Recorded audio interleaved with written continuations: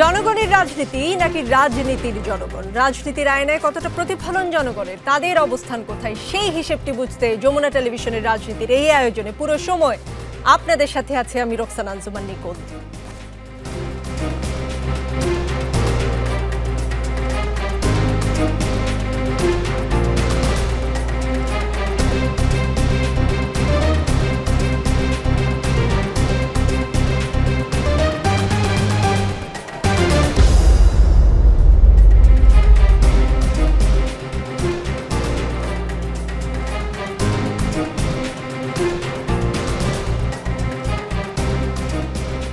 দর্শক, আজকের রাজনীতিতে আমাদের সঙ্গে আছেন বিএনপির ভারপ্রাপ্ত চেয়ারম্যান তারেক রহমানের মানবাধিকার বিষয়ক উপদেষ্টা, বিএনপি মিডিয়া সেলের সদস্য ব্যারিস্টার আবু সায়েম।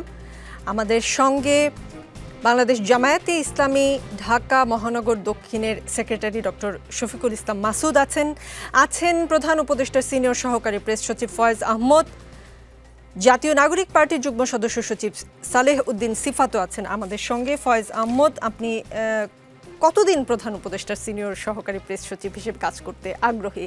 আর 8 মাস, আর 1 বছর, নাকি আরো 5 বছর? জি, আপনাকে ধন্যবাদ, সহালোচকদেরকে ধন্যবাদ, শুভেচ্ছা সবাইকে। আমার সঙ্গে আমি প্রধান উপদেষ্টার সঙ্গে কাজ করব, এটা একটি প্রজ্ঞাপন দ্বারা নির্ধারিত হয়েছিল। সেখানে বলা আছে যে মাননীয় প্রধান উপদেষ্টার অভিপ্রায় উনি আমাকে যতদিন রাখতে চান রাখবেন, অথবা ওনার মেয়াদ যখন শেষ হবে একই সঙ্গে আমার মেয়াদও শেষ হবে। এটা একটা দিক। আরেকটা দিক হচ্ছে, আমরা যে এই চাকরিটা এখানে করছি, আমাদের আগে যারা এই চাকরি করেছেন অনেকেই নানান কারণে চাকরি হারিয়েছেন। আমি আপনাকে এবং একই সঙ্গে যারা শুনছেন সবাইকে আমি বলবো যে আমার জন্য দোয়া করবেন যেন চাকরি হারানোর মতো কোনো ঘটনা আমার দ্বারা না ঘটে। আরেকটা বিষয় হচ্ছে, যদি আমার যে কাজ করছি বেতনে না পোষায় তাহলে আমি ছেড়ে দেব। এটা হচ্ছে আপনার প্রশ্নের একটা দিকের উত্তর আমি দিতে পারি। আর মূলত আমি আপনার প্রশ্ন আমি আরেকটা প্রশ্ন করি, সম্পূরক প্রশ্ন। অভিপ্রায়ের কথা বললেন তো, যতদিন অভিপ্রায় ততদিন আপনারা আসলে কাজ করতে পারবেন। মানে সরকারি থাকলে তো ধরেন অনেক ধরনের সুবিধা পাওয়া যায়। ধরেন যারা উপদেষ্টা তাদের জন্য বিলাসী বাড়ি আছে, গাড়ির ব্যবস্থা আছে, এছাড়া তাদের যে সম্মান এবং ক্ষমতা, মানে 5 বছর থেকে যাওয়ার ইচ্ছা তো হতেই পারে। এমন ইচ্ছা কারোর মধ্যে দেখেন কিনা? কারণ আপনি তো তাদের সাথে আপনার প্রায় দেখা সাক্ষাৎ হয়। না, আমি দেখি না। এবং আপনার প্রশ্নের মানেটা পরিষ্কার। আসলে আপনার প্রশ্নটা হচ্ছে, আপনি এতক্ষণ যা বলেছেন তা যদি আমি ডিকোড করি তাহলে হচ্ছে এই সরকার আসলে কতদিন থাকতে চায়। এই সরকার কতদিন থাকতে চায় এটা ইতিমধ্যে জাতির কাছে পরিষ্কার করেছেন প্রধান উপদেষ্টা। তিনি তার দায়িত্ব গ্রহণের 4 মাস পর গত বছরের বিজয় দিবসে 16 ডিসেম্বর উনি যখন জাতির উদ্দেশ্যে ভাষণ দেন, সে সময় তিনি বলেছেন যে এই বছরের, অর্থাৎ চলতি বছরের ডিসেম্বর থেকে আগামী বছরের 2026 সালের জুনের মধ্যে দেশে ত্রয়োদশ সংসদের নির্বাচন অনুষ্ঠিত হবে। ওই বক্তব্য থেকে এখনও প্রধান উপদেষ্টা সরে আসেননি। আমরা আশা করি, আমি নিজে আস্থা রাখছি যে আমার সে কদিনই দায়িত্ব পালন করতে হবে। একই সঙ্গে আমাদের কাছে দৃশ্যমান আমাদের রাজনৈতিক দলগুলিরও সে বিষয়ে আস্থা আছে। জি, উত্তর মোটামুটি পরিষ্কার। ব্যারিস্টার আবু সাইম, প্রধান উপদেষ্টার সঙ্গে বৈঠক করার পর আপনারা অসন্তোষের কথা বলেছেন। অন্যদিকে বৈঠকের পর সংবাদ সম্মেলনে এ নিয়ে একটা প্রশ্নের জবাবে আইন উপদেষ্টা আসিফ নজরুল বলেছেন, বিএনপি মহাসচিবের এটা বলার অবশ্যই অধিকার আছে। একটা আলোচনার থেকে একজন একভাবে, মানে একভাবে পারসিভ করে, আরেকজন আরেকভাবে পারসিভ করে। আমার কাছে ওনাদেরকে দেখে হ্যাপি লেগেছে, মানে আইন উপদেষ্টা বলেছেন আপনাদের টিমটাকে দেখে হ্যাপি লেগেছে। যখন আমাদের ডায়লগটা শেষ হয়েছে মনে হয়েছে ওনাদের মনে যে প্রশ্ন ছিল তার অনেকগুলো উত্তর ওনারা পেয়েছেন। আমার কাছে এটা মনে হয়েছে, ফখরুল ভাইয়ের কাছে অন্যরকম মনে হতে পারে। আপনারা সন্তুষ্ট নন, কিন্তু বৈঠকের পর সরকারের মনে হয়েছে আপনারা সন্তুষ্ট। বিষয়টা কি এমন কিনা যে ভেতরে আসলে আপনারা সন্তুষ্টি প্রকাশ করে এসেছেন, কিন্তু বাইরে এসে আপনারা বললেন যে আপনারা অসন্তুষ্ট না? কারণ রাজনীতি তো আসলে যা দেখি আমরা তা রাজনীতিবিদরা অনেক সময় বলেন না, আবার যা বলেন সেটা আসলে কাজে করেন না, এরকম কিছু না তো? নিকোল, প্রথমেই আপনাকে ধন্যবাদ এবং আপনার মাধ্যমে যমুনা টিভির সকল দর্শক, কলাকুশলী এবং শুভানুধ্যায়ীদেরকে শুভেচ্ছা।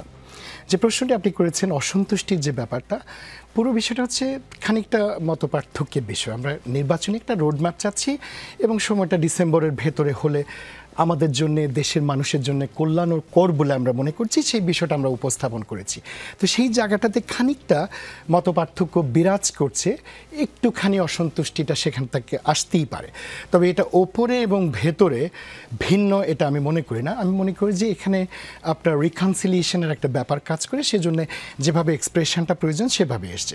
সরকার যদি সন্তুষ্ট হয় এবং আমাদের উপরে তারা যদি খুশি থাকে, তাহলে এটা একটা ভালো লক্ষণ যে আমরা যেটা চাচ্ছি জনগণের জন্য সেই বিষয়টাতে তারা একটুখানি বিবেচনা রাখবে, এবং বিবেচনা রাখবার কারণে যেই সময়টাতে নির্বাচন হওয়া উচিত বলে আমরা মনে করি সেই পথে আমরা উভয় পক্ষ হাঁটতে পারবো। জি, বৈঠকে আলোচনা হয়েছে, আপনাদের বক্তব্য সরকারের কাছে আপনারা উপস্থাপন করেছেন, সেটা আপনাদের দলের অবস্থান, কিন্তু অন্যদিকে সরকারের পক্ষ থেকে তাদের অবস্থান স্পষ্ট করেছে। সরকার কোনো রাজনৈতিক দল বা একক কারো ইচ্ছায় আসলে তো কোনো একটা অবস্থান নিতে পারে না, বরং সব দলের আস্থা ধরে রাখার একটা চ্যালেঞ্জ কিন্তু সরকারের আছে। আপনাদেরকে সন্তুষ্ট করার মতো কিছু করলে অন্যরা অসন্তুষ্ট হবে, মানে সরকার কি আসলে পারবে সবাইকে সন্তুষ্ট রাখতে? এটা সম্ভব?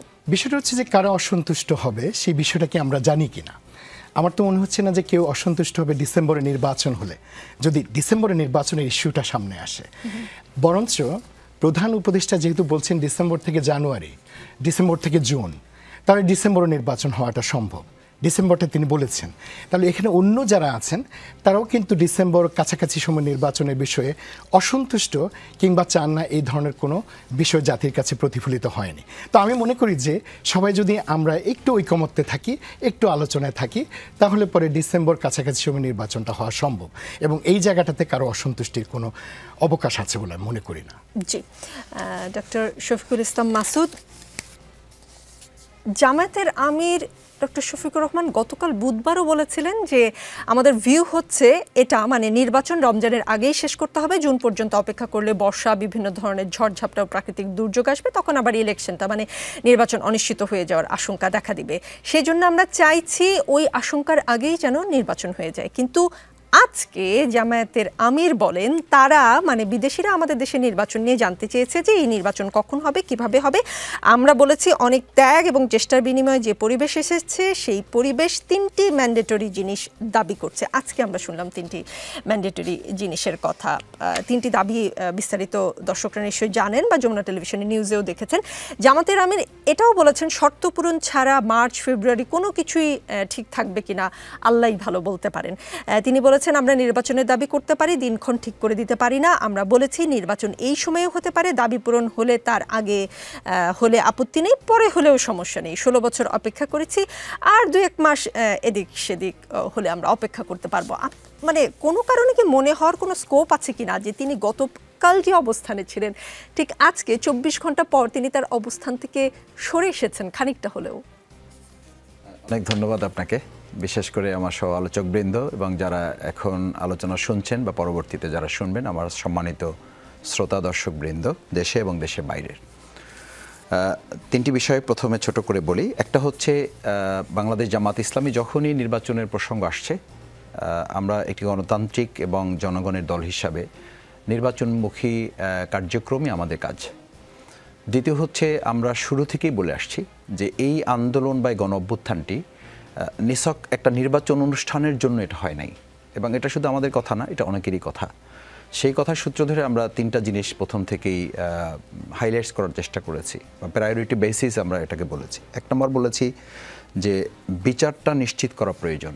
কারণ হচ্ছে আপনি যাদেরকে দিয়ে নির্বাচন করাবেন, নির্বাচন শুধু পাবলিক পারসেপশনের ব্যাপার না, নির্বাচনের সাথে সরকারের অনেকগুলো উইংয়ের ব্যাপার আছে। যারা এই 17 বছর দেশ পরিচালনায় একটা মানে জনগণের ম্যান্ডেট ছাড়া নির্বাচনগুলো সম্পন্ন করেছে, দিনের ভোট রাতে করেছে, জনগণের ম্যান্ডেট ছাড়া তারা নির্বাচনগুলো সম্পন্ন করে ফেলেছে, সেরকমই একটা মেকানিজম আপনি ঠিক 6 মাস 7 মাসের মধ্যে হঠাৎ করে পরিবর্তন করে খুব অংশগ্রহণমূলক, অবাধ, সুষ্ঠু একটা নির্বাচন আপনি করতে পারবেন, এটা শুধু অকল্পনীয় না, এটা অসম্ভবও যে তার কিছু চিত্রও কিন্তু আমাদের সামনে আছে। আমরা প্রায়শই লক্ষ্য করি সরকারে যারা আছেন, আমরা যারা মাঠ পর্যায়ে কিছু কাজ করি ক্ষুদ্র কর্মী হিসাবে, আমরা খেয়াল করি যে কিছু কথা যখন প্রশাসনের কাছে বলা হয়, আমরা প্রায় বলি ফ্যাসিস্টের দোসররা অমুক জায়গায় বসে আছে, এবং এই দোসরদেরকে কিন্তু 3 ভাগের 1 ভাগও এখন পর্যন্ত সরানো সম্ভব হয় নাই। তার মানে আরও 2 ভাগ এখন স্টিল তারা রয়ে গেছে। সেই সমস্ত প্রশাসন কর্তা ব্যক্তি তাদেরকে হয় পরিবর্তন অথবা সংযোজন বিয়োজন করা ছাড়া আপনি তো আসলে একটা নির্বাচন চাইলেই সুষ্ঠু অবাধ নিরপেক্ষ করতে পারবেন না। সেই জন্য সেই জায়গাটা আমরা বলেছি যে তাদের বিচারের আওতায়, এবং ইতিমধ্যে প্রধান উপদেষ্টা মহোদয় বোধহয় এটা বলেছেন এবং আমি শুনেছি পত্রপত্রিকার মাধ্যমে যতটুকু দেখার সুযোগ হয়েছে যে সমস্ত ডিসি, যে সমস্ত এসপি, যে সমস্ত প্রশাসনের লোকেরা ওই দিনের ভোট রাতে করার ক্ষেত্রে সহযোগিতা প্রত্যক্ষ ভূমিকা রেখেছে এবং প্রকাশ্যে ঘোষণা দিয়েছে, সেই সমস্ত লোকদেরকে স্টিল রেখে তো আপনি কোনো কাজ করতে পারবেন না। দ্বিতীয় আমরা যেটা বলেছি যে আমাদের নির্বাচন প্রক্রিয়ার আর একটা গুরুত্বপূর্ণ দিক হচ্ছে নির্বাচনের সাথে সংশ্লিষ্ট যে জায়গাগুলো আছে।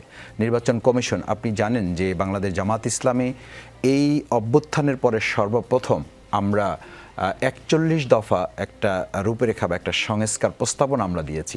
তার মধ্যে আমাদের 9টা এখন প্রায়োরিটি বেসিস বলেছি যে এই 9টা অন্তত এখন করে তারপরে। তার অর্থ ছিল আমিরে জামাত শুরু থেকে বলেছেন যে আমরা টাইম ফ্রেম ঠিক করার দায়িত্ব তো কোনো রাজনৈতিক দলের না, টাইম ফ্রেম ঠিক করবে সরকার। নির্বাচন কমিশন আছে একটা, এখন তারা ঠিক করবেন। আমরা সরকারকে একটা গাইডলাইন দিয়ে সহযোগিতা করতে পারি, একটা পরামর্শ দিয়ে তাদেরকে এগিয়ে দিতে পারি, কিন্তু নির্দিষ্ট ছকটা তো নির্ধারণ করবেন সরকার বা নির্বাচন কমিশন পরস্পর সমন্বয়ের ভিত্তিতে।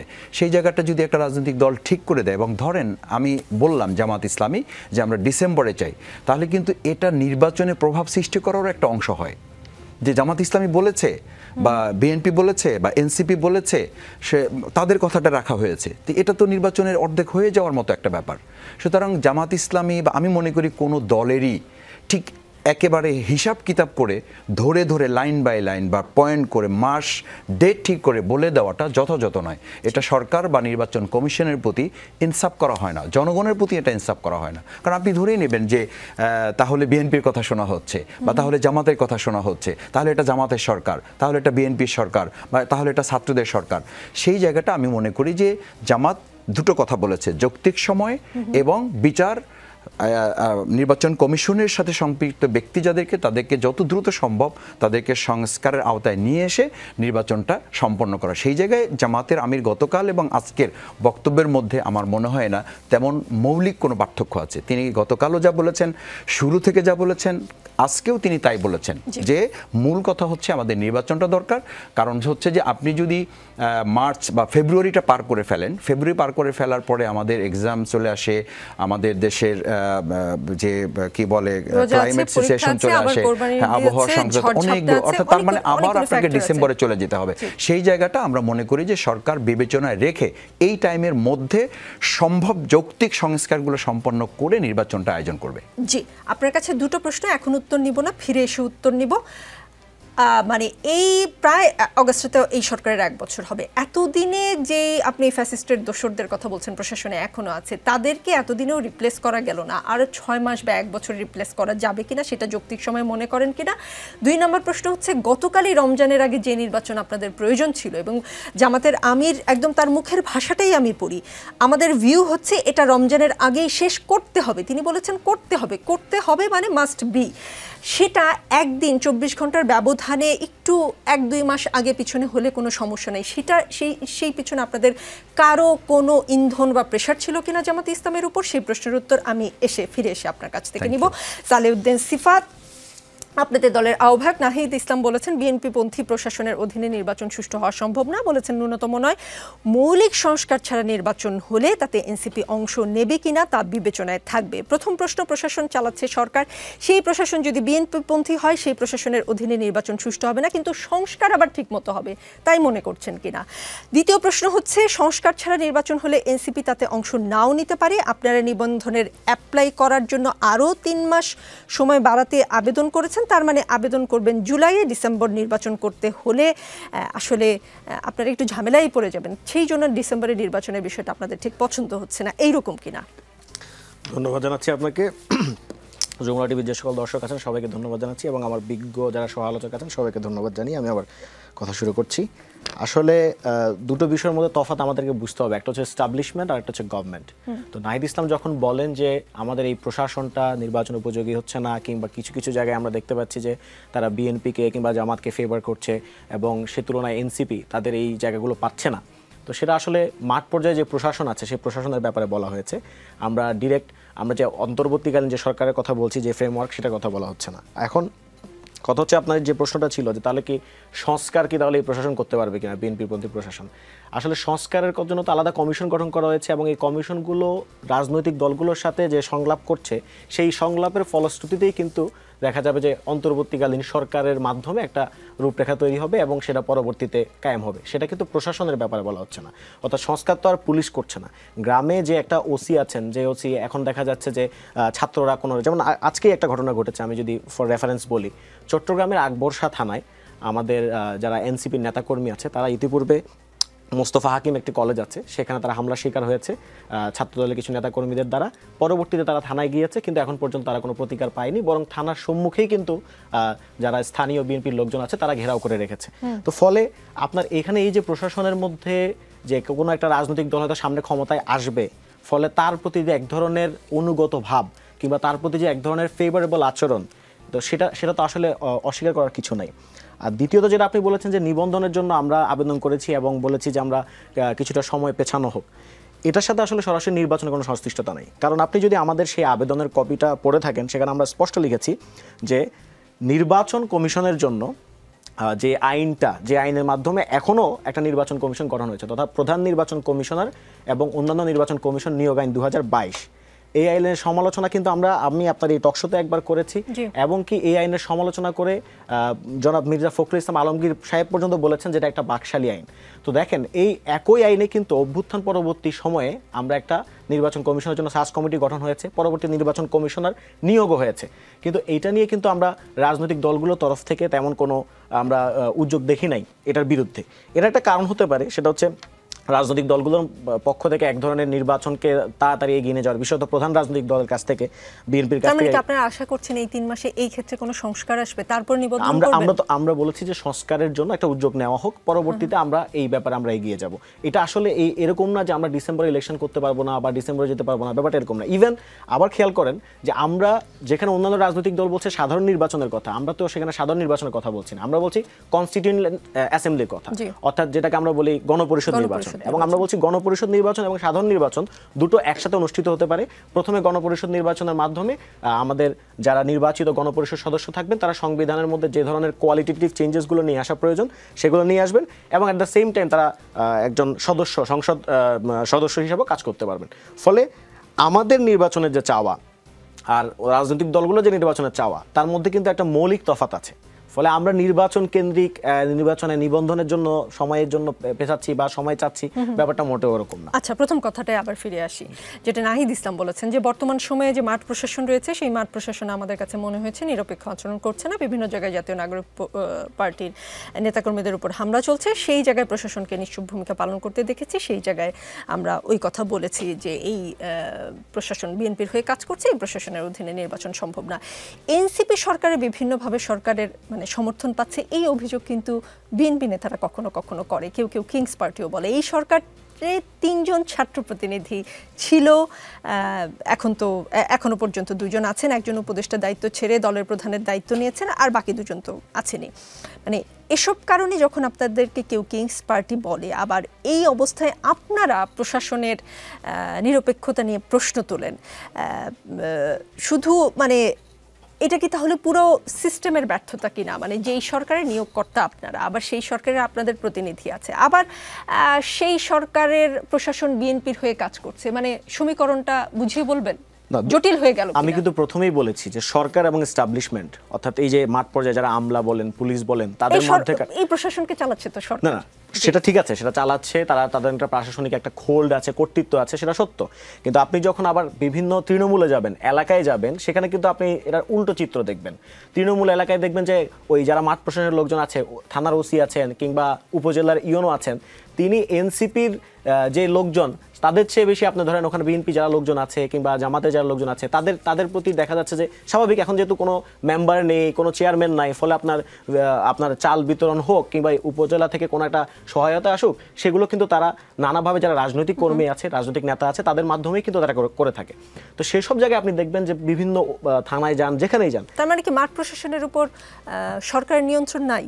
না, আমরা সেটা বলছি না, মাঠ প্রশাসনের উপর সরকারের নিয়ন্ত্রণ সেটা বলছি না, মাঠ প্রশাসনের উপর সরকার একটা হোল্ড আছে, কিন্তু কথা হচ্ছে এই হোল্ডটা কিন্তু ওই রাজনৈতিক যে দলগুলো আছে যাদের যে মাঠ পর্যায়ে যাদের খুব বেশি প্রতিপত্তি কিংবা মাঠ প্রশাসনের লোকজন যারা মনে করছে আগামীতে এই লোকগুলোই ক্ষমতায় আসবে, তাদেরকে একটা ফেভারেবল মাঠ প্রশাসনের উপর সরকারের মানে নিয়ন্ত্রণ আছে, আবার মাঠ প্রশাসনের কেউ কেউ বিএনপির হয়ে কাজ করছে, কথাটা আসলে না বিএনপির হয়ে কাজ করছে আমি এরকম বলি না, আমি বলেছি কন্ট্রাডিক্টরি মনে হচ্ছে, আপনাদের দলের আহ্বায়ক বলেছেন। আরেকটা প্রশ্ন করি, বিষয়টা এমন না তো যে মাঠ প্রশাসন বিএনপির পক্ষে কাজ করছে নাকি আপনাদের পক্ষেও কাজ করছে না বলে আপনাদের মনে হচ্ছে যে বিএনপির পক্ষে?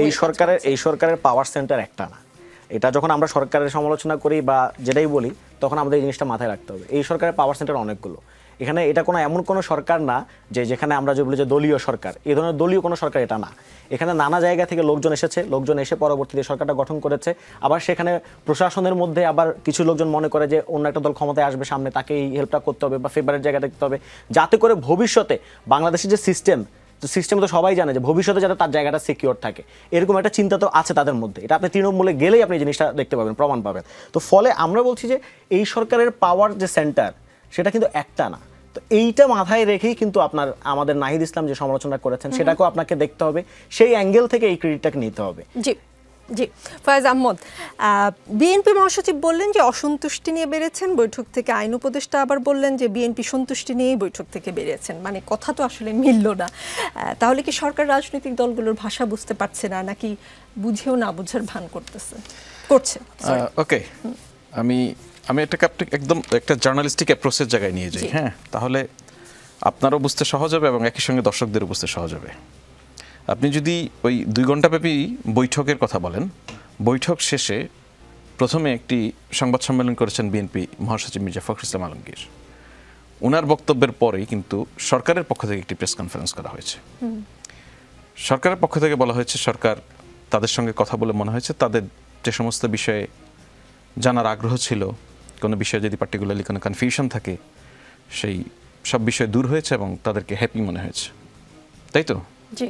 তার মানে আমি যদি লেটেস্ট বক্তব্য বলি পক্ষ বিপক্ষ বাদ দিয়ে, তাহলে লেটেস্ট বক্তব্য হচ্ছে সরকার বলছে যে বিএনপিকে হ্যাপি মনে হয়েছে। এটা গতকাল বলেছে, আজকে 24 ঘন্টা পার হয়েছে, এখন পর্যন্ত বিএনপি তার কোনো প্রতিবাদ করেনি, বিএনপি বলেনি যে আমরা হ্যাপি নয়। সুতরাং লেটেস্ট বক্তব্য যদি আমি সাস্টেইন করে সিস্টেম অনুযায়ী, তাহলে সরকার যেটা বলেছে সেটাই ঠিক আছে। সরকারের কাছে যেটা মনে হয়েছে, সরকারের রাজনীতির ভাষা বুঝতে অসুবিধা হতে পারে, সরকারের যে লোকেরা অসুবিধা হতে পারে, কিন্তু একেবারে বেসিক যেগুলি বলা কথা সেগুলি বুঝতে অসুবিধা হবে। আমার প্রশ্নটা ছিল সরকার রাজনৈতিক দলের ভাষা বুঝতে আসলে সরকারের কোথাও সমস্যা হচ্ছে নাকি বুঝেও না বোঝার ভান করছে। আমি একটা মন্তব্য একটু তুলে ধরতে চাই।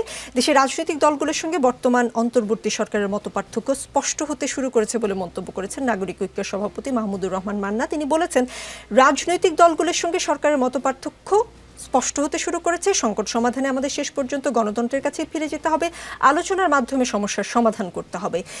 এই সরকারকে তো আসলে রাজনৈতিক দলগুলোই গঠন করেছে, এখন মতপার্থক্য কেন হচ্ছে? এমন কোনো কারণ যে সরকারের মধ্যে কোনো উচ্চাকাঙ্ক্ষা দেখতে পাচ্ছে রাজনৈতিক দলগুলো, এইরকম কিনা? এই মান্না ভাইয়ের বক্তব্যের যে অংশটুকু আপনি বলেছেন, শুধু শুরুর একটি সেন্টেন্স বাদ দিয়ে যদি বলি যে দূরত্ব স্পষ্ট হচ্ছে বা এই ধরনের, ওটা বাদ দিয়ে বাদ বাকি যা বলেছে ওই ভাষাটা আমি বুঝেছি, ওটা সরকারের সবাই বোঝে, কোনো অসুবিধা হচ্ছে না। আমি আপনাকে নিশ্চিত করছি রাজনৈতিক দলগুলির সঙ্গে সরকারের ন্যূনতম কোনো দূরত্ব নেই।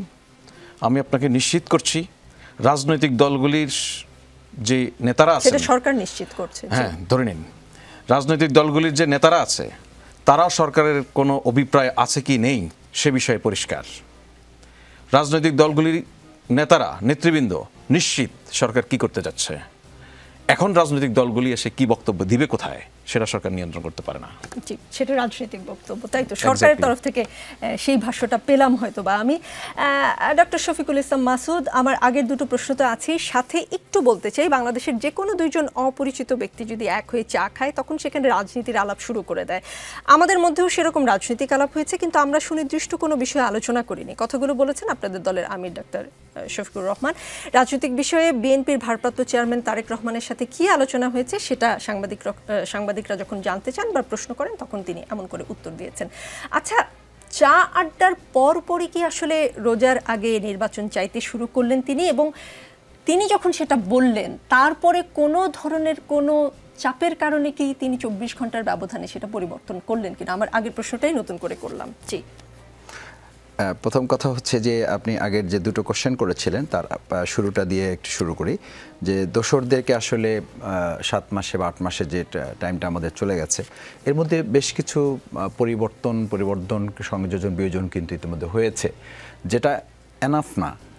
এটা যদি আরও এখন আজকে এপ্রিল মাস চলছে, যদি ডিসেম্বর আমরা ধরি, তাহলে আরও যে 8 মাস আমাদের সামনে আছে, এটা একটা গ্রহণযোগ্য নির্বাচনের জন্য সরকার যে সংস্কার কমিশনগুলো করে দিয়েছে, একযোগে যদি কাজ করে এবং রাজনৈতিক দলগুলো যদি এখানে সহযোগিতা করে, আন্তরিকভাবে আমরা যদি সহযোগিতায় থাকতে পারি, আমার বিশ্বাস যে একটা দেশপ্রেমিক শক্তিকে এখানে সেট করে ইলেকশন করা সম্ভব। কিন্তু আপনাকে একটা জিনিস আমি একটু প্রসঙ্গে তুলে ধরি, জনগণের আশঙ্কাটা কোথায়। আমি একজন জনগণ হিসাবে, একজন নাগরিক হিসাবে আপনাকে বলছি যে আমি আজকে আপনি 2 বার আমার এখানকার শিডিউল চেঞ্জ হয়েছে, আমি আজকে এলাকা থেকে এসেছি। আমি একটা কথা মাঝে বলেছি যে আগে পুলিশের ভয়ে এলাকায় থাকতে পারতাম না, এখন জনগণের অভিযোগের চাপে আমরা এলাকায় থাকতে পারি না। অভিযোগটা কি? মাসুদ ভাই, কি ইলেকশন করবেন আপনারা? ইলেকশনের আগেই তো সব দখল হয়ে যাচ্ছে, মাঠ দখল হয়ে যাচ্ছে, বাজার দখল হয়ে যাচ্ছে, স্কুল দখল হয়ে যাচ্ছে, মাদ্রাসা দখল হয়ে যাচ্ছে, কলেজ দখল হয়ে যাচ্ছে। যে যোগ্য লোকটা মানে কোনোভাবেই ওই স্কুল কমিটিতে থাকতে পারে না, তাকে গিয়ে একজন এলাকার লোক বলছে দলীয় কোনো পরিচয় দিয়ে যে তাকে নিতে হবে, না হলে আপনি এখান থেকে প্রিন্সিপাল থেকে সরে যেতে হবে। আমার কর্মী অ্যারেস্ট হয়েছে, থানার ওসি হিসেবে আপনাকে আমি এখানে সরাই।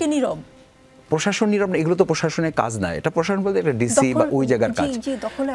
প্রশাসনের কাজটা হচ্ছে, প্রশাসনের এই জায়গায় একটা বক্তব্য আছে, প্রশাসনের বক্তব্য আমি কথা বলেছি, বলছে মাসুদ ভাই আমাদের একটা সীমাবদ্ধতার জায়গা আছে।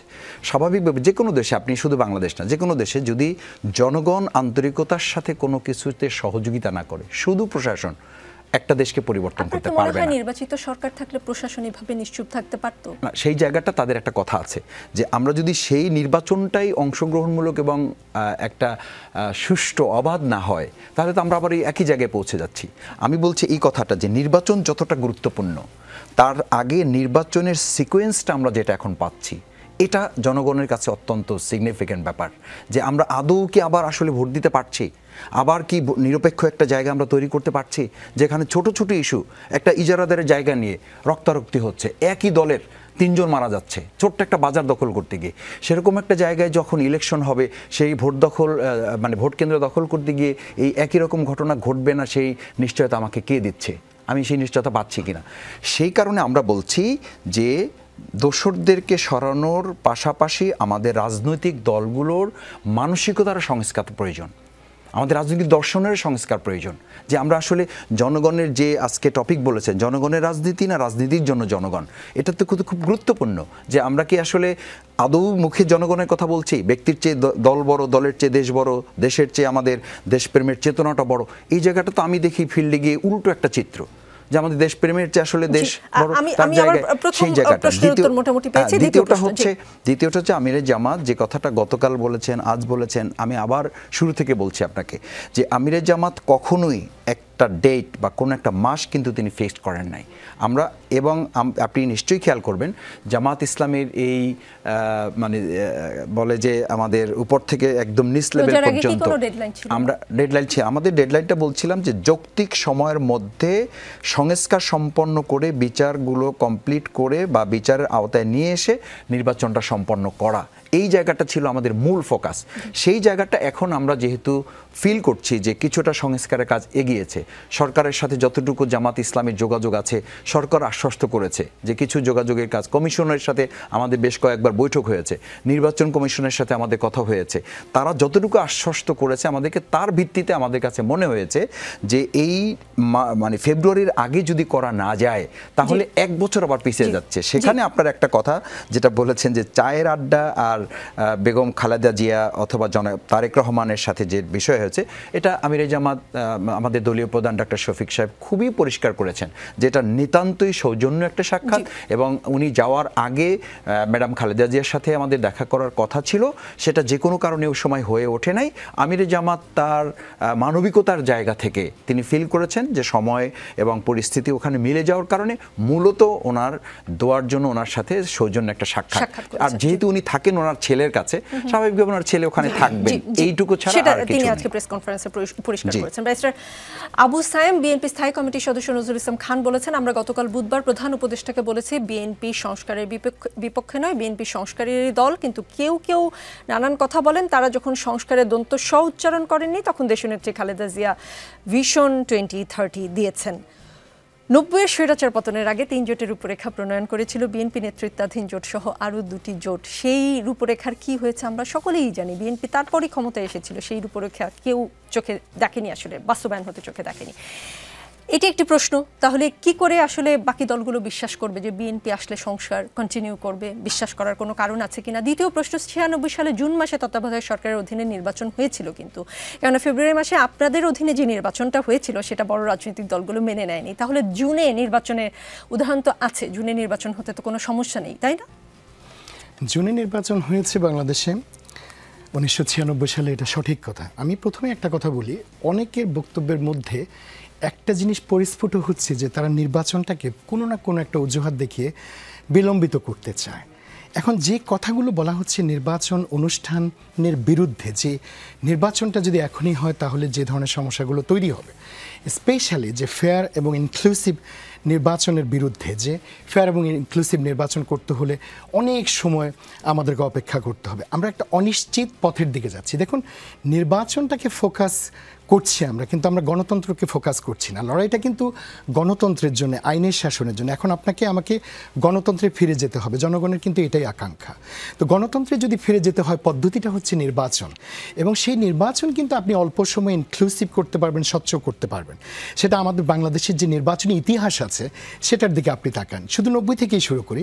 90-তে যখন এরশাদের পতন হলো, আপনি 2-1 মাসের মধ্যেই কিন্তু নির্বাচন অনুষ্ঠিত হয়ে গেল, এবং ইতিহাসে অন্যতম সেরা একটি নির্বাচন বলে সেটি কিন্তু সবাই মেনে নিয়েছে। আপনি 1996 সালের জুন মাসে যে নির্বাচন হয়েছে, সেটা কিন্তু তত্ত্বাবধায়ক সরকার ব্যবস্থাটা যখন প্রণীত হয় পার্লামেন্টে, তারপরে 2 মাসের ভেতরেই কিন্তু আপনি নির্বাচন পেয়েছেন। আওয়ামী লীগ চলে যাবার পরে 2001 সালে যখন নির্বাচন হয়, তখনও কিন্তু তত্ত্বাবধায়ক সরকারের অধীনে 3 মাসের ভেতরে নির্বাচনটা হচ্ছে। সুতরাং একটা গভর্নমেন্ট কিংবা রেজিম যখন চলে যায়, তার 3 মাসের মধ্যে যদি নির্বাচন করা সম্ভব হয়, সুষ্ঠু, অবাধ ও নিরপেক্ষ, তাহলে এখন কেন সেটা অনন্তকাল ধরে অপেক্ষা করতে হবে?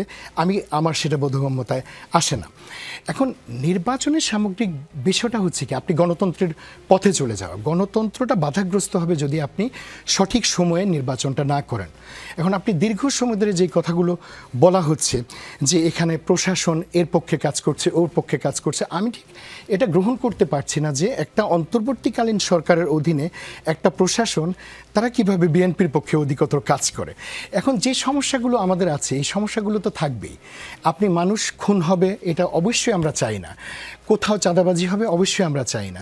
আমাদের দলের পক্ষ থেকে অবস্থান খুবই ক্লিয়ার যে কোনো যদি অন্যায় হয় আমরা ডিনায়াল পদ্ধতিতে যাব না। আমাদের ভারপ্রাপ্ত চেয়ারম্যান সেটা পরিষ্কার করেছেন তার কথা এবং কাজের মাধ্যমে, আমরা ডিনায়ালে যেতে চাচ্ছি না। আপনি অপরাধ করেছেন, দলীয়ভাবে শাস্তি পেতে হবে, এমনকি আমরা এটাও দেখিয়েছি আইনের মাধ্যমে শাস্তি পাওয়ার জন্য আমরা কতটুকু পদক্ষেপ গ্রহণ করেছি। সুতরাং আজকে যদি চাঁদাবাজি হয়, দখলদারিত্ব হয়, প্রশাসনের দায়িত্ব সেগুলো বন্ধ করা। নির্বাচনকে বন্ধ করবার তো কোনো কারণ সেখানটাতে আমি দেখতে পাচ্ছি না। এখন অনেকের বক্তব্যের মধ্যে আমরা প্রায় সময় অসামঞ্জস্য লক্ষ্য করছি। আজকে বলা হচ্ছে যে এই সময়ের মধ্যে নির্বাচন চাই, কালকে আবার দেখা যাচ্ছে যে রোজা, ঈদ, এগুলো কোনো বিষয় হয়ে দাঁড়াচ্ছে না। যে ধরনের শর্তগুলো নির্বাচনের জন্য বলা হচ্ছে, এগুলো কিন্তু অস্পষ্ট এবং এগুলো কিন্তু অনিশ্চিত পথের দিকে ধাবিত হয়ে যাওয়ার মতো বিষয়। সংস্কারের বিষয়ে দেখেন, আপনি যেটা বলেছেন যে দন্তস্ব উচ্চারণ করতে যখন কেউ করেনি, তখন আমরা ভিশন 2030 দিয়েছি। ঠিক আছে, রাজনৈতিকভাবে অনেকেই বলতে পারে যে তারাও সংস্কার চেয়েছেন। আমরা কিন্তু একটা জাতীয় ঐকমত্যের পথে হাঁটার পক্ষে কথা বলছি, এবং সেই ঐকমত্যটা সংস্কারের হতে হবে, গণতন্ত্রে ফিরে যাওয়ার জন্য হতে হবে, এবং একটা সুষ্ঠু নির্বাচন অনুষ্ঠানের জন্য হতে হবে। এই জায়গাটাতে আমরা যদি সারাক্ষণ ঐকমত্যটাকে নষ্ট করি, তাহলে কিন্তু সেটা একসময় আমাদের সকলের জন্যই বুমেরাং হয়ে ফিরে আসবে।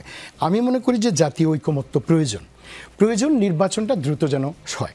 সংস্কার আমরা দফা দিয়েছি, সরকার বলছে, অন্যান্য রাজনৈতিক দলগুলো বলছে। আপনি একটা জিনিস খেয়াল করবেন, সংস্কারের যে দফাগুলো, সংস্কারের যে ইস্যুগুলো, কোথাও কিন্তু খুব বড় ধরনের ব্যবধান নেই। যদিও সিফাত বলেছে যে আমাদের মধ্যে একটা মৌলিক পার্থক্য আছে, থাকতেই পারে, কিন্তু আলোচনা, সংলাপ এবং আমরা যদি বারবার এই বিষয়গুলো চিন্তা করি কাছাকাছি থেকে, তাহলে কিন্তু নির্বাচন, গণতন্ত্র, এই বিষয়টাকে আমরা প্রাধান্য দেব এবং সেই প্রাধান্যটা আপনাকে দিতে হবে। কারণ আপনি দেখবেন ইতিহাসে গণতন্ত্রে যখন ডিলে এলিমেন্ট ঢোকে তখনই কিন্তু গণতন্ত্র ক্ষতিগ্রস্ত হয়।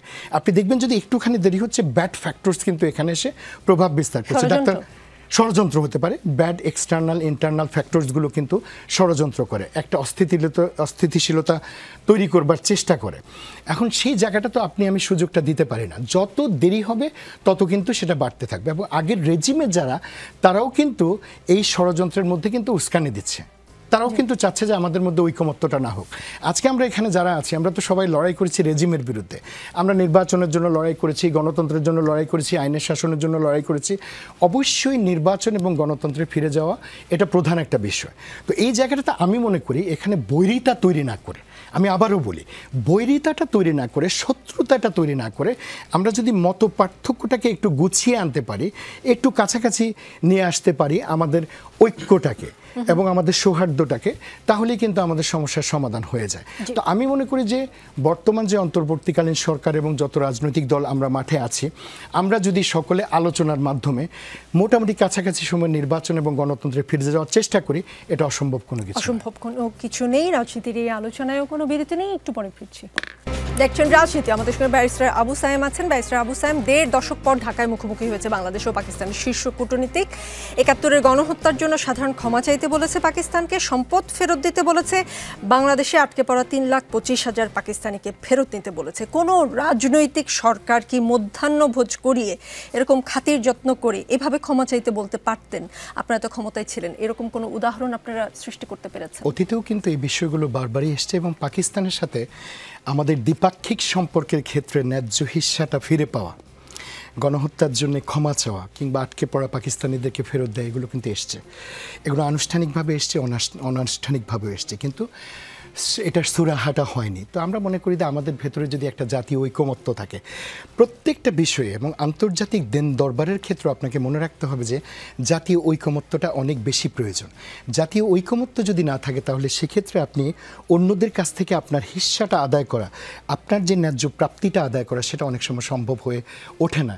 কিন্তু রাজনৈতিক দলগুলো, বিশেষ করে ক্ষমতায় ছিলেন, আওয়ামী লীগ কি এটার বিরোধিতা করেছিল? প্রধান বিরোধী দল যদি আওয়ামী লীগ হয়, ঐকমত্যের পাকিস্তানের ক্ষেত্রে ক্ষমা আদায় করা বা সম্পদ আদায় করার ক্ষেত্রে কি ঐকমত্যের অভাব ছিল? তখন আওয়ামী লীগ সকল ক্ষেত্রেই রাজনীতি করেছে। আওয়ামী লীগ কখনো দেশের কল্যাণে কোনো কিছু করেছে এমন উদাহরণ আপনি দিতে পারবেন না। যেখানে আপনি বড় একটা ইস্যু দেখবেন, সেখানে আপনি দেখবেন যে আওয়ামী লীগের একটা অপরাজনীতি আছে। সেটা সংবিধান সংশোধনের ক্ষেত্রে হোক, আইসিটি হোক, কাউকে ফাঁসি দেওয়া হোক, যুদ্ধ অপরাধীদের তথাকথিত বিচার হোক, প্রত্যেকটা ক্ষেত্রেই কিন্তু আওয়ামী লীগেরটা হচ্ছে রাজনীতি। কিন্তু এই জায়গাটাতে আওয়ামী লীগ কিন্তু সহযোগিতাটা করেনি। তাহলে আওয়ামী লীগ তো প্রচণ্ড পাকিস্তান বিরোধী ছিল, তারা দেখিয়েছে, কিন্তু আবার দেখা যাচ্ছে আমও উপহার দিয়েছে ওখানে। পাকিস্তানের সাথে রিলেশনশিপটা এক ধরনের রেখেছে গোপনে, আরেকটা প্রকাশ করেছে। সেই আলোচনাটাতে বিস্তারিত আমি এখন যাচ্ছি না। আমি শুধু বলতে চাচ্ছি যে সরকার যেটা করেছে এটা জাতীয় ঐকমত্য থাকবে এবং এখানটাতে এটা কন্টিনিউ করে যাবে। এই জায়গাটাতে আমাদের কোনো সমস্যা নেই। ডক্টর শফিকুল ইসলাম মাসুদ, পাকিস্তানের কাছ থেকে স্বাধীনতা পূর্ব বাংলাদেশের সম্পদ হিসেবে $4.2 বিলিয়ন ফেরত চেয়েছে সরকার। ৭১-এর গণহত্যার জন্য পাকিস্তানকে সাধারণ ক্ষমা চাইতে বলেছে বাংলাদেশ। আপনারা কবে ৭১-এর ভূমিকার জন্য ক্ষমা চাইবেন আনুষ্ঠানিকভাবে? প্রথম কথা হচ্ছে, পাকিস্তানের সাথে আজকে যেটা হয়েছে এটা তো গভর্নমেন্ট টু গভর্নমেন্ট একটা আলোচনা হয়েছে, এবং এই আলোচনাগুলোর সাথে তো আমরাও আগে থেকে বলেছি যে পাকিস্তানি তৎকালীন সেনা সদস্যরা যে নির্বিচারে আমাদের গণহত্যা চালিয়েছে এ ব্যাপারে আমরা কথা বলেছি। এবং আমার মনে হয় যে আপনি যেটা বলেছেন যে এরকম ভোজ করে করা, সেটা তো একটা ইস্যু। বাংলাদেশ জামাত ইসলামী আমরা কিন্তু এই কথাটা বহুবার বলেছি যে এদেশের মানুষের সাথে জামাত ইসলামী একটা দল হিসাবে এবং দলের একজন কর্মী হিসাবে আমরা এদেশের কোনো মানুষের প্রতি ৭১-এর সেই সময়ে আমরা কোনো অন্যায় করিনি, কারো প্রতি কোনো জুলুম করা হয় নাই। যে 4টা ইস্যু নির্ধারণ করা হয়েছে, অগ্নিসংযোগ করা, লুটতরাজ করা, হত্যা করা এবং বিশেষ করে জনগণের জানমালের নিরাপত্তা অনিশ্চিত করা, এই 4টা কোন ইস্যুতে ইভেন আপনি যে সরকার বিভিন্ন সময় যারা এসছেন তারাও কোনো নেতাকর্মীকে এই ব্যাপারে চিহ্নিত তারা করতে পারেন নাই। সুতরাং এরপরেও আপনার নিশ্চয়ই জানা থাকার কথা, আমরা বলেছি যে বাংলাদেশ জামাত ইসলামীর সাবেক আমির প্রফেসর গোলাম আজম রাহেমাহুল্লাহ উনি যখন নাগরিকত্ব পেয়ে, একটু শেষ করি, উনি যখন প্রতিবাদ করা একটা কথা আর আপনি অন্যায়ের সাথে সম্পৃক্ত হওয়া তো একটা কথা। আমি তো অন্যায়ের সাথে সম্পৃক্ত না, এটা তো আপনি আমি যেমন বলছি আপনি তো এটা প্রমাণ করতে পারেন নাই, দেশের কোনো সরকারও তো এটা আমাকে প্রমাণ করে নাই যে আমি অমুক বিষয়ের সাথে। বরং প্রেসিডেন্ট শেখ মুজিবুর রহমান সেই সময় এই সমস্ত বিষয়গুলো কিন্তু সেটেল করে দিয়ে গেছেন। পরবর্তীতে এটাকে একটা রাজনৈতিক কার্ড হিসেবে ব্যবহার করা হয়েছে এবং সেই ক্ষেত্রে জামাত ইসলামীকে কাজে লাগানো হয়েছে। আর তার চেয়ে বড় কথা হলো, আপনার নিশ্চয়ই মনে থাকার কথা যে জার্নালিস্ট যে প্রফেসর গোলাম আজম সাহেব যখন নাগরিকত্ব ফিরে পেয়ে আইনি লড়াইয়ের মাধ্যমে, যেটা তার প্রতি আরেকটা বড় অন্যায় করা হয়েছে, সেই সময় তিনি যখন বায়তুল মোকাররমের উত্তর গেটে এক বিশাল সমাবেশে একদম সিম্পলি তিনি বলেছেন যে আজকে আমি আপনাদের কাছে একটা বড় অর্জন নিয়ে এসেছি যে আপনারা কষ্ট করে লড়াই সংগ্রাম করে আমার নাগরিকত্ব অধিকার আপনারা আইনের মাধ্যমে ফিরিয়ে নিয়ে এসে আমাকে আপনারা সম্মানিত করেছেন, আমি আপনাদের প্রতি কৃতজ্ঞ। এবং একই সাথে 71 সালের কোন ইস্যুতে যদি আপনারা আমাদের থেকে কোনো কষ্ট পেয়ে থাকেন, এটার জন্য আমরা আপনাদের কাছে দুঃখ প্রকাশ করছি। সুতরাং এই কথাটার পরে আনুষ্ঠানিক বলছেন, এটাকে অনানুষ্ঠানিক বলার কি একটা আনুষ্ঠানিকতার আর কি হতে পারে? আনুষ্ঠানিকতা কি হতে পারে? সেজন্য আমি বলছি যে নিয়ে হয়তো অনেক বড় আলোচনা হতে পারে। আজকে যেহেতু অনুষ্ঠানের সময় নেই, আমি এখানে ইতি টানছি। আমি একটু ফয়েজ আহমদ আপনাকে প্রশ্ন করতে চাই, মঙ্গল শোভাযাত্রা নাম পরিবর্তনে প্রক্রিয়া মানা হয়নি এমন একটি কথা ইউনেস্কো বলেছে, কি হয়েছে আমি একটু পড়ে শুনে। বাংলা নববর্ষ বরণে 1 বৈশাখ ঢাকা বিশ্ববিদ্যালয় চারুকলা অনুষদের আয়োজনে যে শোভাযাত্রা হয় সেটির নাম এবছর মঙ্গল শোভাযাত্রা থেকে পাল্টে বর্ষবরণ আনন্দ শোভাযাত্রা করা হয়েছে। অধরা সংস্কৃতির তালিকায় থাকা কোনো ঐতিহ্যের পরিবর্তনে সুনির্দিষ্ট প্রক্রিয়া থাকলেও বাংলাদেশ মঙ্গল শোভাযাত্রার নাম পরিবর্তনের ক্ষেত্রে সেই প্রক্রিয়া অনুসরণ করেনি বলে জানিয়েছে ইউনেস্কো। ইউনেস্কো এটাও বলেছে যে নাম পরিবর্তনের ফলে ইউনেস্কোর স্বীকৃতিতে কোনো পরিবর্তন আসবে কিনা এ বিষয়ে যে বিবৃতিটি দিয়েছে সেখানে আবার এটা নিয়েও কিছু বলা হয়নি। আবার সেটাও বলেছে যে আমরা নিয়ম মেনে বিষয়টি করিনি। তাহলে এর কি ধরনের প্রভাব পড়তে পারে?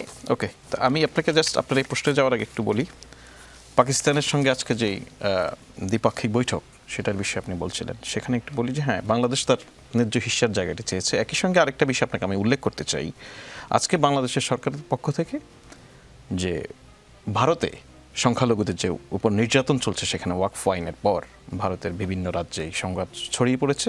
বাংলাদেশ সরকার সেই সংখ্যালঘু নির্যাতনের প্রতিবাদ জানিয়েছে এবং ভারত সরকারের কাছে আবেদন জানিয়েছে, আহ্বান জানিয়েছে যাতে ভারত সরকার সেখানকার সংখ্যালঘুদের নিরাপত্তা নিশ্চিত করে। এখন এখানে এই যে পাকিস্তান ইস্যুটা খুব, আপনি যদি দেখেন আমাদের এখানে সব কিছুতে পাকিস্তান এবং ভারতপন্থী একটা বিষয় নিয়ে আসার চেষ্টা করা হয়েছে। আজকের অন্তত এই সরকারের এই যে অবস্থান, পাকিস্তানকে ক্ষমা চাইতে বলা, এর মধ্য দিয়েও অনেক আলোচনা হতে পারে। আমাদের কূটনৈতিক সম্পর্কের জায়গায় আমাদের অবস্থান প্রো বাংলাদেশ, সেটার জন্য আমাদের সঙ্গে ভারতের সম্পর্ক থাকবে, আমাদের সঙ্গে পাকিস্তান। প্রফেসর ইউনূস দায়িত্ব গ্রহণের পর থেকেই সার্ককে শক্তিশালী করার কথা বলছেন, কিন্তু এই সার্ক শক্তিশালী হলে এই অঞ্চলে অনেকের বা কারো বা দু একটি দেশের হয়তো ক্ষতি হতে পারে, সেজন্য সেটা বিঘ্ন করার। সরি, ভারত তো আজকের লাঞ্চে নয়, আমি বলছি বাংলাদেশ সরকার বিবৃতি দিয়ে সেটা করেছে। সুতরাং আমাদের এই কূটনৈতিক জায়গাগুলি আসলে পরিষ্কার থাকতে হবে। এটা শুধু এখন নয়, ভবিষ্যতে যে সমস্ত পলিটিক্যাল পার্টি বাংলাদেশ রাষ্ট্রের দায়িত্ব নেবেন, বাংলাদেশকে যদি সামনে এগিয়ে নিতে হয় সেই জায়গাটা নিশ্চিত থাকতে হবে। ওকে, আর আপনি যেটা বলছেন যে ইউনেস্কো কি বিবৃতি দিয়েছে আপনার কাছে আমি শুনেছি, আমার দেখার সুযোগ হয়নি, সেজন্য আমি দুঃখিত।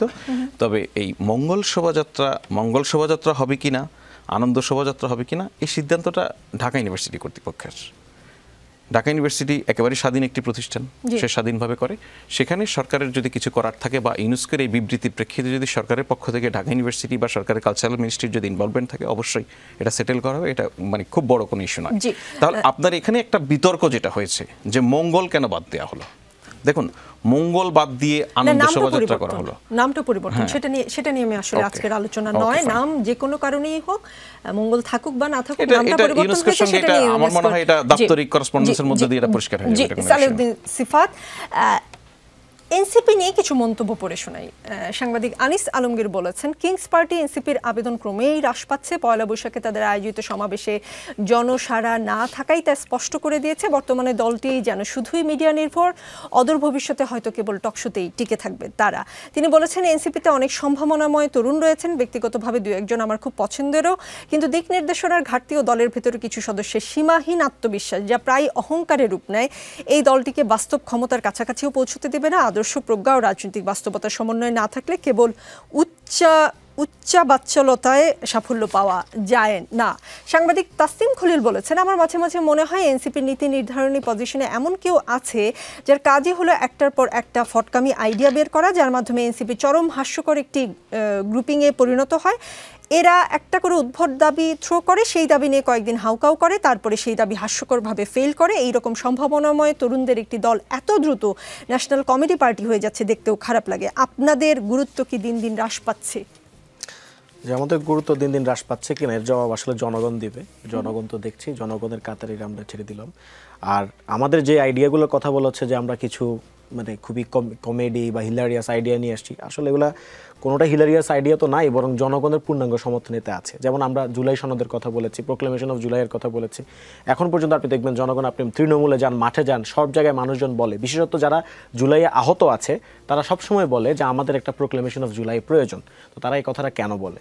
এটা যদি হাস্যকর আইডিয়া হতো তাহলে এই কথাটা বলতো না। আবার আমরা বলছি কনস্টিটিউয়েন্ট অ্যাসেম্বলির কথা বলছি, গণপরিষদ নির্বাচনের কথা।